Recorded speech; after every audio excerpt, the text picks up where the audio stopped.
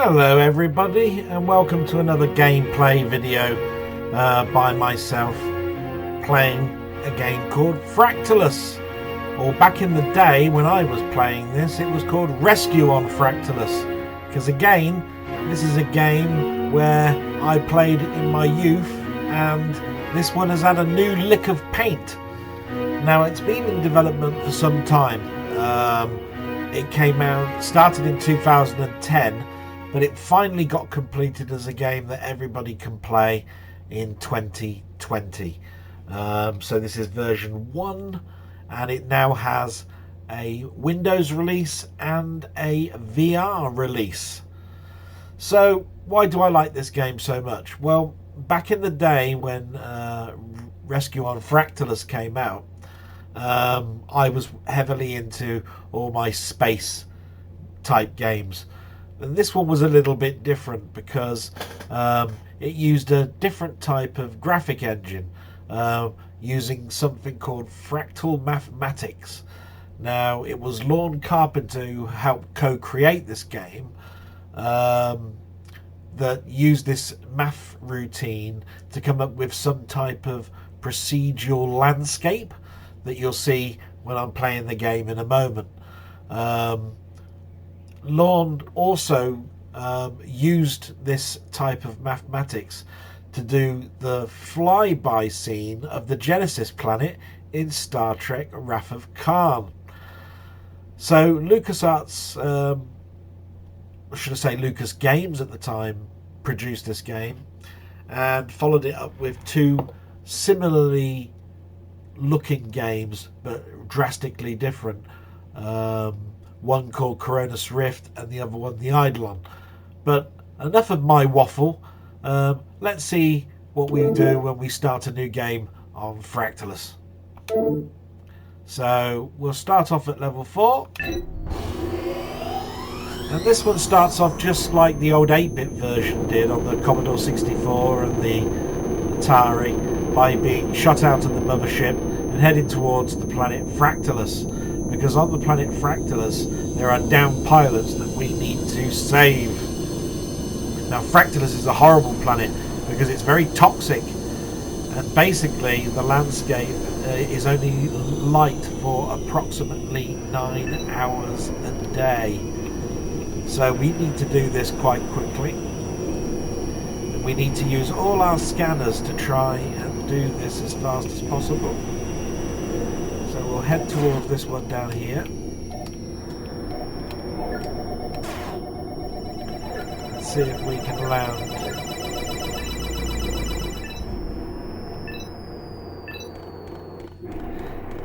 Now, once you land, the pilot will head towards you if you're within range. And basically, I'll need to open the airlock door, which I'll do now.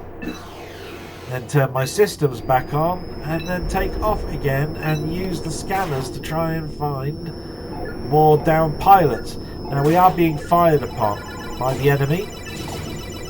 Hopefully I'm quite a good shot, but the downside, like I say, of this particular game is the short amount of time we've got before it gets really, really dark.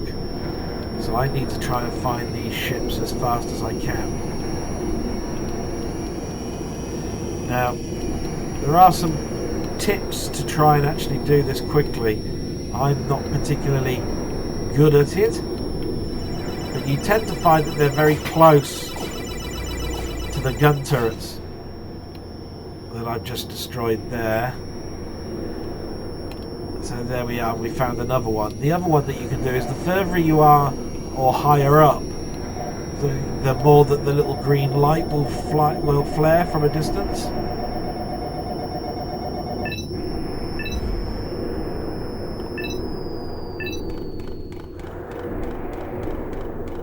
So we'll get this pilot. Now, you have to be very careful with these pilots because one of them could be an alien in disguise. Open the airlock, get him into the system and take off. So back in the day, this would have been quite a spectacle because Commodore 64 was not that fast at generating these flyby sequences that you'll see me going through the caverns here. But the mathematic routine that was used, you just about got away with it on a Commodore 64. It really is much faster on the Atari 800 version.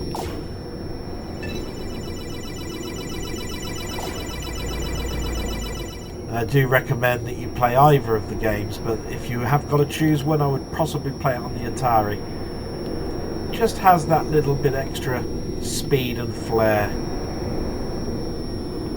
Now, as you can see, it's getting dark. The shadows are going over the mountains now. And I am not doing very well with only 2 pilots. So I'm going to fly into the air, slow down, and then dip my nose. Hopefully I can scan the ship. No, not this time. So keep an eye on that scanner in the centre.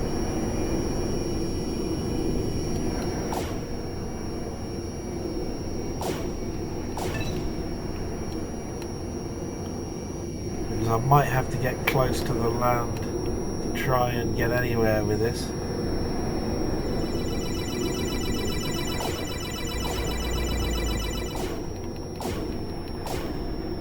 You can use your fire to light the way, but even so, it is much better if you're a better pilot than I am.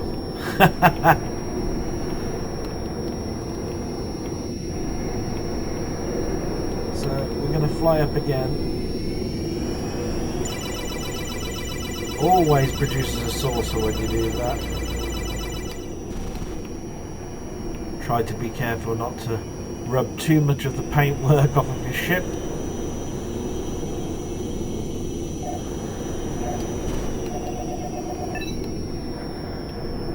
I might have flown a bit too far away this time.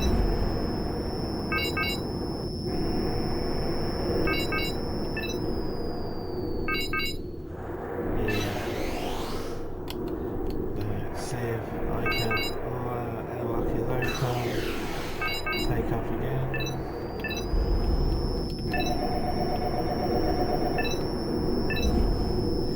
So the systems off. Good. Listen out for the pilot's knock.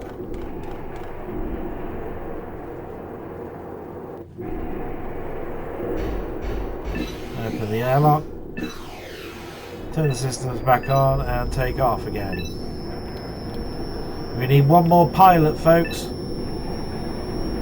The mothership is available, but I've only rescued 3 pilots.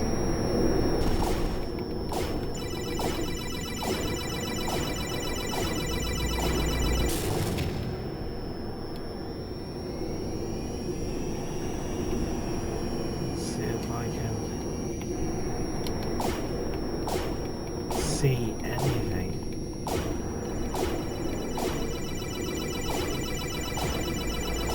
As you can see, you really need to do this during the daylight if you can, because your scanners are very, very short.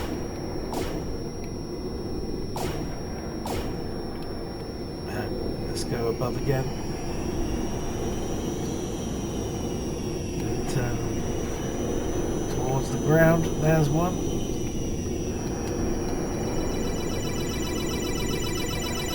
Head towards it. Horrible. Take off again. See if we can get closer.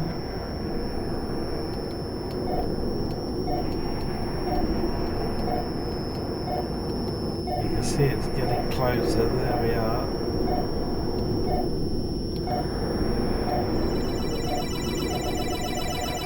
Saucer, stay away.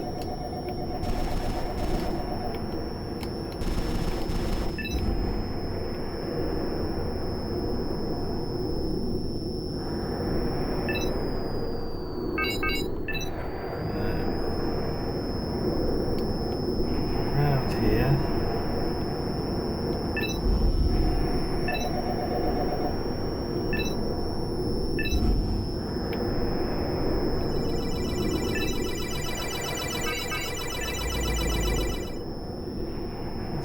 get this one that's just coming on the scope. See now the light sequence is coming up again because it's getting daylight.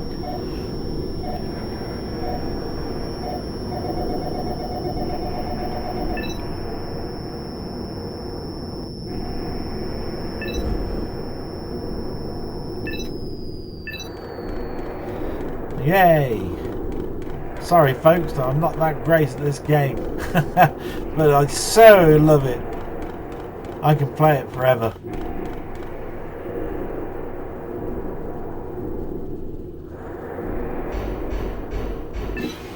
Open the airlock, turn the systems back on, and let's get to that mothership.